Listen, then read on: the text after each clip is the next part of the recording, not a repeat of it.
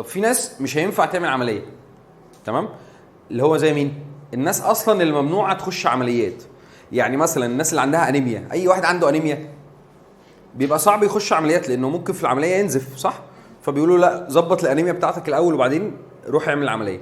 طيب الناس اللي عندها مشاكل في الكبد او الكلى، لان هم بياخدوا بعض الادويه وبعض المخدر، الادويه المخدر ان هو ايه ممكن ياثر على بعض الوظائف الحيويه، فبالتالي دول ممكن ما نقدرش نعمل لهم العمليه. الناس الابيوزرز او اللي عندهم سايكاتريك بروبلمز، يعني ايه؟ الناس اللي مدمنين، لو واحد بيشرب مخدرات او بيشرب خمره او مش هيأثر عليهم البنج، زائد ان هو مش هيبقى دريان باللي بيحصل. فهو الفكره في ايه؟ ان انا بعد العمليه انا همشيه على حاجه، عارف؟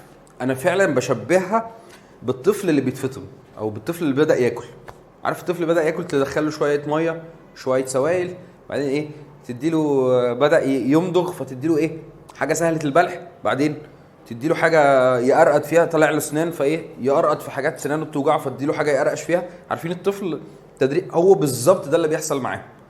فبالتالي هو لو هو مش دريان مش مركز مش هيلتزم على الكلام اللي انت هتقوله له، فيحصل له مشاكل اكتر.